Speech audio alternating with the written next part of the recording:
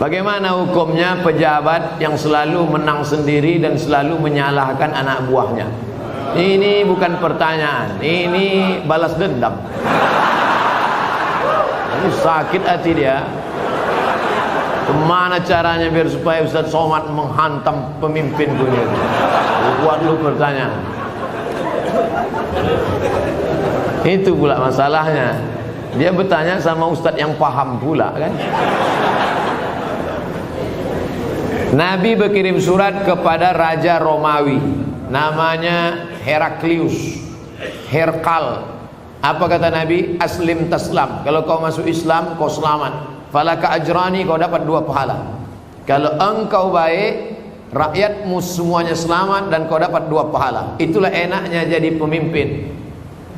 Karena kalau dia baik, rakyatnya baik, dia dapat 2 pahala. Tapi kalau kau tidak baik, falaka dzambul arisiyin, semua dosa anak-anak buahmu kau ikut menanggungnya.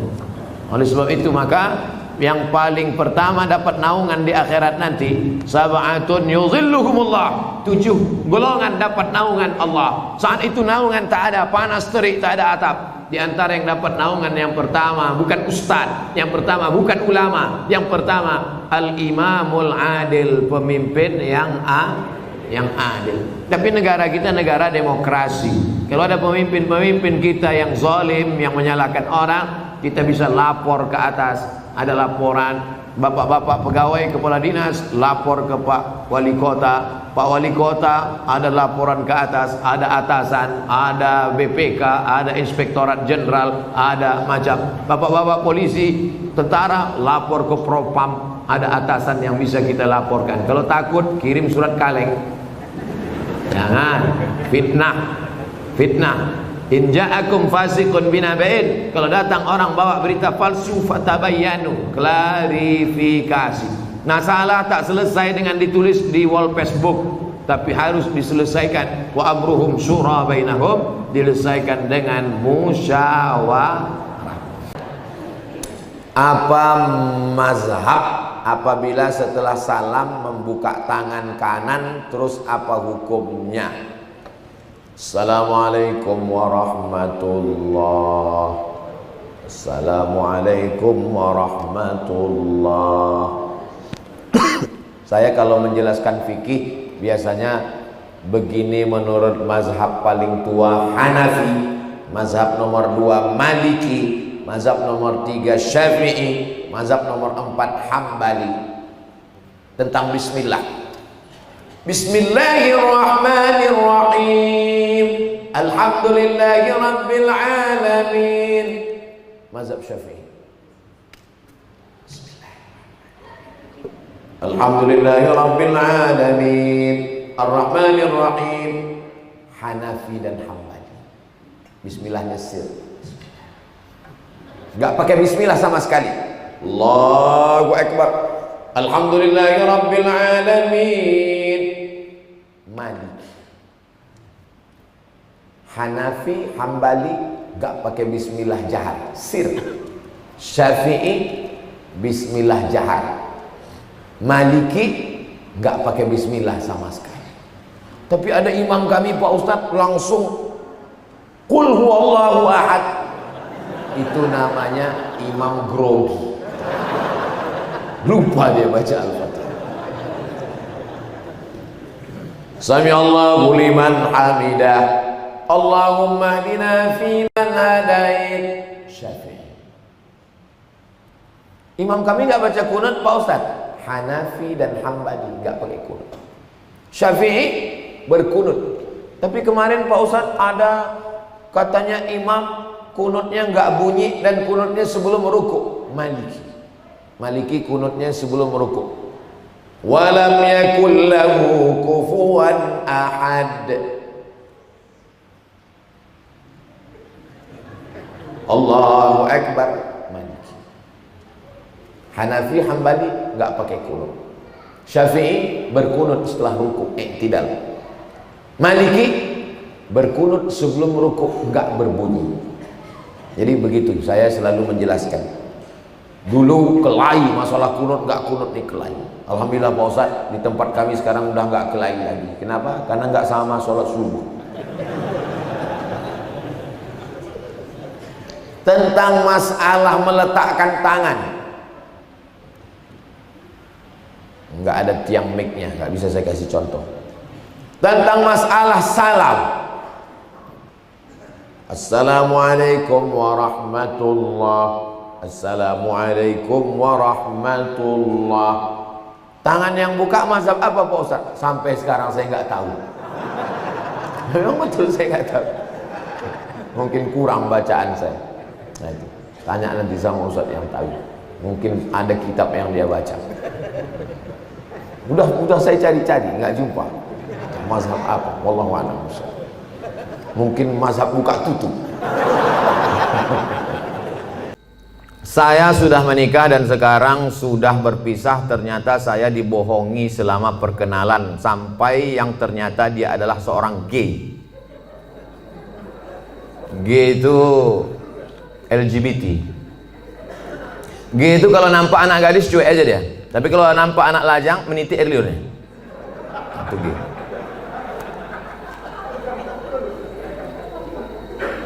Yang paling banyak gay ini di Thailand. Makanya di sana ada musabaqah gay. Namanya Lady Boy. Muka lady, kaki boy. Yang paling hebat merubah buah-buah ini itu di Bangkok. Bisa dirubah orang itu jeruk itu manis luar biasa. Bisa dirubahnya apel, bisa dirubah genetika tanaman bisa mereka buat. Bisa itu limau jeruk manis itu tak berbiji dibuatnya. Tapi yang lebih hebat bisa orang pun tak berbiji dibuatnya. Itulah hebat. Luar biasa mereka. Ini gini. Oke, kita lanjutkan. Hati saya hancur Pak Ustaz. Jangankan ibu, saya pun ikut merasakannya. Coba, saya ini udah sampai pada level bisa merasakan perasaan orang lain. Bagaimana perasaan seorang perempuan dianggapnya inilah akan menjadi imam dia. Ternyata pas disuruh jadi imam, bang kau jadi imam, aku aja lah. Gimana perasaan dia? Dah, mohon Ustadz beri doa membuat hati saya tenang dan ikhlas atas diri saya. Adakah yang terjadi di dunia ini di luar kuasa Allah? Saya tanya sekali lagi, adakah yang terjadi di dunia ini di luar kuasa Allah? Kalau ada yang mengatakan ada yang terjadi di luar kuasa Allah, berarti Tuhan itu dua. Ada Tuhan baik, ada Tuhan buruk. Berarti dunia ini tak pernah aman, karena Tuhan baik sama Tuhan buruk ini berkelahi. Lau kana fihi ma'alihatun illallah la fasadata. Seandainya di langit dan di bumi ini ada Tuhan selain Allah, maka sudah lama dunia ini hancur. Oleh sebab itu segala sesuatu terjadi atas kehendak dan kuasa Allah. Langkah, rezeki, pertemuan, maut, kuasa Allah. Itu maka kaca spion itu kecil dibuat, kaca depan itu besar. Supaya apa? Supaya kita lebih banyak melihat ke depan daripada melihat ke belakang. Ada mobil yang kaca spionnya sebesar kaca depan? Tak ada. Masa lalu itu tengok sekali-sekali aja. Tengok, habis. Kita lebih banyak menatap masa depan. Begitu banyak masa depan di depannya. Yang senyum tak pula bisa nampak mana yang senyum mana yang tidak. Itu sedapnya ceramah musim corona nih.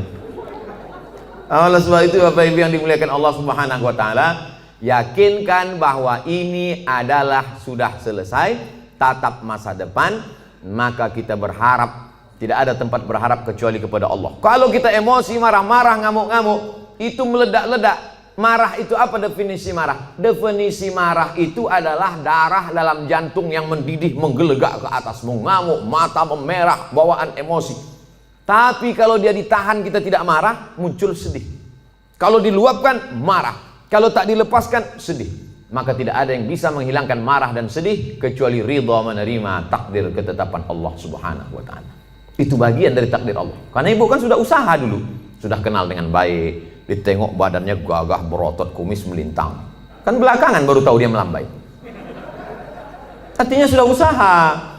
Oleh sebab itu ini sudah di luar dari kemampuan kita sebagai manusia. Maka kita yakin bahwa ada Allah yang mengatur kehidupan. Ada Allah yang mengatur pertemuan. Ada Allah yang mengatur itu semua. maka banyakkan ibadah. Apa kata Allah dalam Al-Quran? Falya'budu rabb hadzal bait. Banyak-banyaklah kau beribadah kepada Allah. Kalau kau banyak beribadah kepada Allah, at'amahum min ju'. Kalau kau lapar dikasihnya kau makan. Wa amanahum min khauf. Kalau kau cemas dihilangkannya rasa cemas dari dalam hatimu. Hidup ini kalau dipikirkan cemas, berkunang-kunang kepala, sampai jam 2 malam mata tak tidur, nama penyakitnya insomnia, pergi nemui psikolog, psikiater, Pak psikolog, saya punya masalah, sudah 2 malam tak tidur-tidur.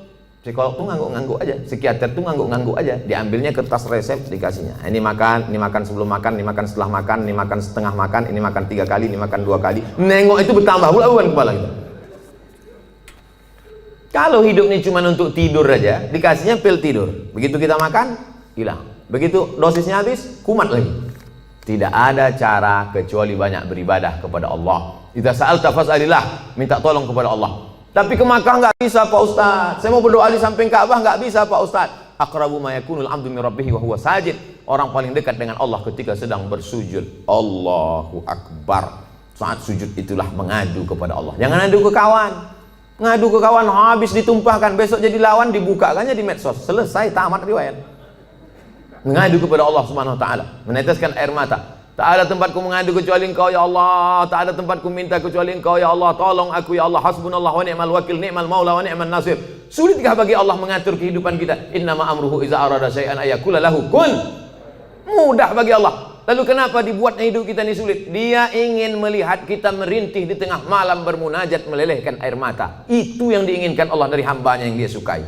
Oleh sebab itu, tanamkan dalam diri kita, aku dicintai Allah, aku disayangi Allah, aku disukai Allah. Allah menyelesaikan setiap perkaraku. Allah memperhatikan aku, Allah melihat aku, Allah mengatur kehidupanku. Tiap hari dikatakan itu. Makanya selesai sholat kita katakan, la ilaha illallah dahu la syarikalah, lahul mulku walahul hamdu yuhyi wa yumit wa huwa ala kulli syai'in qadir.